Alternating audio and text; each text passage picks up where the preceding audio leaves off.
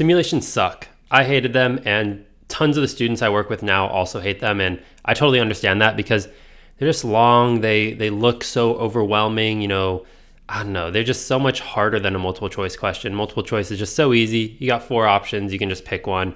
Simulations suck. But they're a huge part of the CPA exam, so we got to deal with them. You got to deal with them the best we can.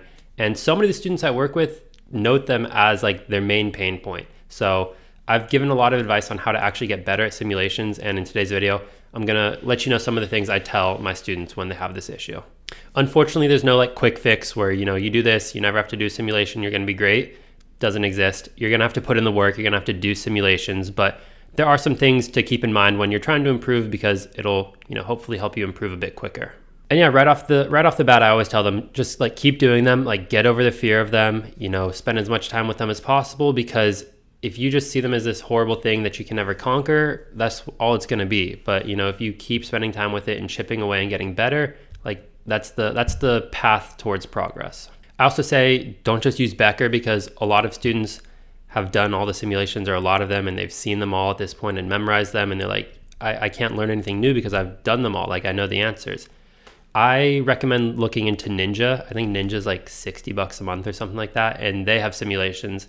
And it's worked really well for some of my students because they're brand new simulations they haven't seen before. So it's new content, and yeah, it just helps them learn a bit better by not having to see the same material. Another thing I try to encourage is just don't get overwhelmed by them, because they can be overwhelming. They're so large that it looks scary sometimes when you first open it, but just don't. Like it'll be okay. They're usually not that bad. One thing I like to tell students is sometimes there's like a huge block of text and you're like, I do not want to read all that. That's so scary.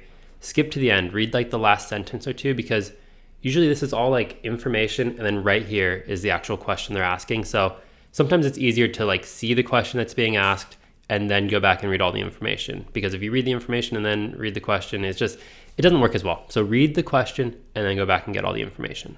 Also, just be bad at them, like embrace it. Like it is what it is, but try to focus on why you're bad at them. Like, is it because you get overwhelmed? Is it because you don't understand the actual content that's being tested? Is it because you don't really understand how simulations work? Like, what is the issue? You can't fix it until you figure out what your problem with the simulations actually is. Also, watch videos of other people solving simulations. I'm pretty sure Becker has like videos explaining a lot of simulations. It'll show an instructor like working through the simulation, talking through the process, explaining what they're thinking, why they're doing each thing, and just seeing someone like work through that will really help you, because you can see the thought process, you can see the strategy, and just get more familiar with actually solving these correctly.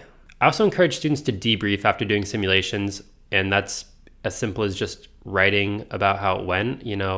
Why did you get it right? Why did you get it wrong? Like just go through the process and reflect on the simulation, because it's just more effective to do that than to do the simulation and just move on. Like you should take a minute to reflect, like, oh wait, why did I get that correct? Why did I get it wrong? Like, am I getting better at these? Am I getting worse? Like just take a second to reflect, make sure you're actually understanding what's going on, and make sure you're actually improving.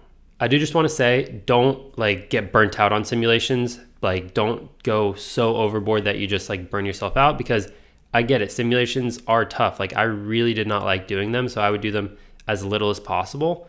Obviously, you still have to do them so that you learn and like get better at them, but don't go overboard, because you can learn the content other ways. As long as you like understand how simulations work and can get decent scores on them, you don't have to be acing them all the time, but if you can, do pretty well on them, you're in a good spot. So sometimes it can be a lot to, do every simulation as it comes along, every chapter. You don't always have to do that. Sometimes, just focus on the lectures and the MCQs and like skip the simulations, and every few days go back and just knock out some simulations. So you're making sure you still get practice with them, but you're not getting stuck on them every single day and like spending a ton of time and energy on them when it's so draining. But yeah, those are just some things that I'll usually tell students who tell me they're struggling with simulations. And like I said, I totally relate because I know how horrible they are, but we just got to deal with them, So figure out what you're struggling with and focus on fixing that specifically. Figure out why the simulations are so hard for you, and from there you can fix that problem. But let me know down below in the comments if you have any other strategies or tips for, getting better at simulations. And if you're interested in me like coaching and mentoring you through the CPA exams, check the link in the description down below, because you can find more information about that there. But anyways, thank you so much for watching. I really appreciate it, and I will see you guys next time. Peace.